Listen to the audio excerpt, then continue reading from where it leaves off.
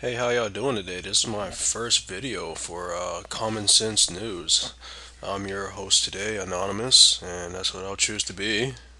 I mean, some people may know my name, some people may call me Maybe So oh 08, but the choice is up to you. But welcome to my news channel today. And as far as this goes, today is January 30th, and this newscast will go on until January 31st. Just look in your area, and that will be your temperature for today and tomorrow. Looks like in the southwest would be the best place to be right now. Seems like that's where all the good weather's at, and in South Florida, a good 70 degrees. Wow. I feel sorry for all the protesters up there in New York by Wall Street. Yeah, it's got to be cold out there in the tents. Hopefully they're doing pretty good inside shelter or somewhere. They really have to be in a shelter somewhere. It's ridiculous to stay in that cold. And then Oakland seems to be doing okay, but wow, these temperatures are very weird. Seems like it's getting cold out there. Be sure to bring some thermal undershirts and underpants for yourself. It's going to be a cold winter. Well, winter did kind of hit kind of late. We've been having some strange weather lately, so we might actually have some cold weather during the summertime. Unusual cold weather is what they're saying too. So let's move on to the next subject. Our subject today. Wouldn't you know it? It would be the protester. The protesters reached Time magazine, so they're the person of the year. From the Arab Springs to Athens, from Occupy Wall Street to Moscow, the protester is the person of the year. Amazing.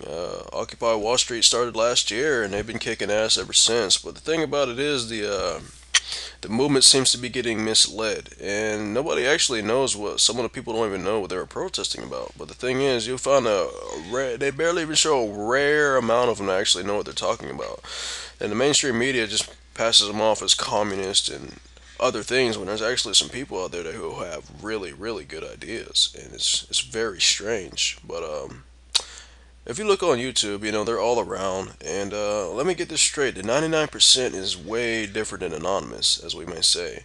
So there's a lot of factions out there, but they're all working towards the same goal. They want to see change within the government, no corruption. They don't want bankers to be in politics. They want to separate that aspect and probably have another change, a few other changes.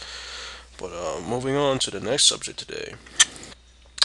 Riots in Greece. There's been a lot more uproar in Greece lately, and what I found, well, the thing was, how it started was, a lot of people may not notice, is that the bailouts. See, unlike Americans, Gre- Greeks are warriors. They don't take a lot of bullshit. It's in their blood to riot, and they've been talking about rioting since 2009, actually. If you look on Wikipedia and if you look on the links, I have some links for this, so you could read the story. But the riot started around 2009. They started organizing around 2009, and then they really took pledge around 2010 when the bailouts hit. I'm not really sure when the bailouts. I think it was 2009 or 2010. After the bailouts had hit and they did the tax cuts, people took to the streets in a major uproar and started throwing firebombs at the policemen and going against them with fists and wooden sticks and iron poles. And they're not really having a good time in Greece right now, but I have to say, way to go, Greeks. They don't take a lot of shit. Hand clap to the Greeks. And moving on to the next story. There's been a lot of talk about war going on. Nobody really knows about this, but there's a covert war in Iran right now. And guess who the two factions are? Israel. And they're trying to say the U.S., but it's not really the U.S. They're not really sure who the other faction may be. What they're guessing is it might be the United Kingdom, or it might be some other split faction, but they're not really sure. But as far as they know, it could be Israel that may be the only main one.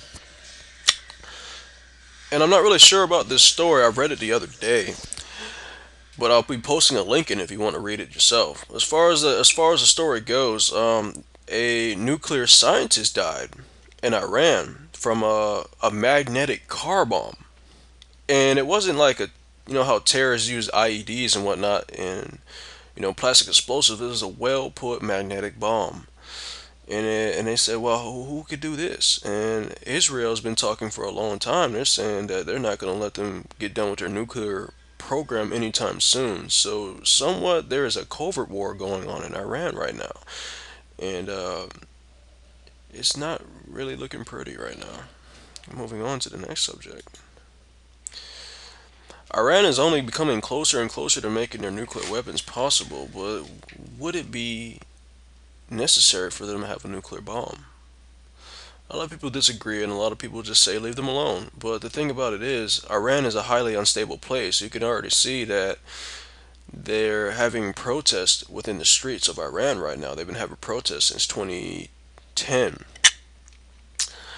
And right now they're calling it the Iranian Revolution. And these people are being sniped. Some of the people who are protesting in the streets are being sniped and indefinitely detained. And it's not really looking good in Iran either.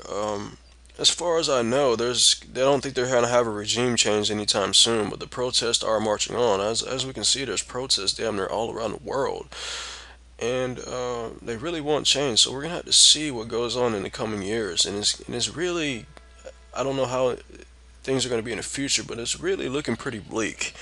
And I'm thinking a nuclear Iran is going to be here pretty soon, and I wonder how they'll be stable.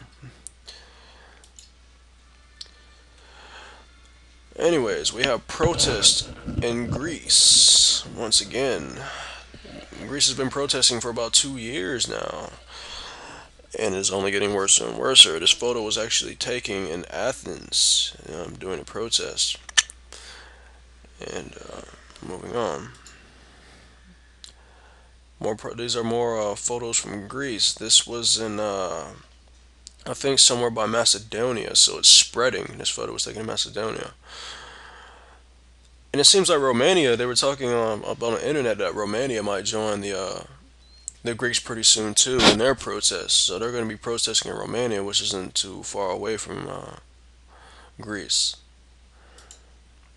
And today's douchebag of the day would have to be Sarah Palin for endorsing Newt Gingrich.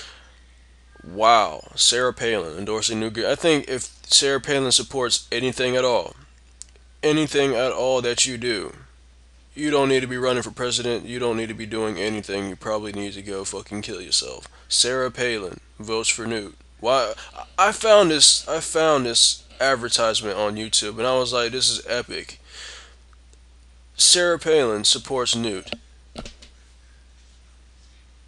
That's how retarded Newt's policies have to be. Okay, I'm not gonna get on. I'm not gonna get on Sarah Palin. And these are income tax rates of 2005, and a lot of people don't seem to notice, but if you look, the United States has the highest corporate taxes besides Japan.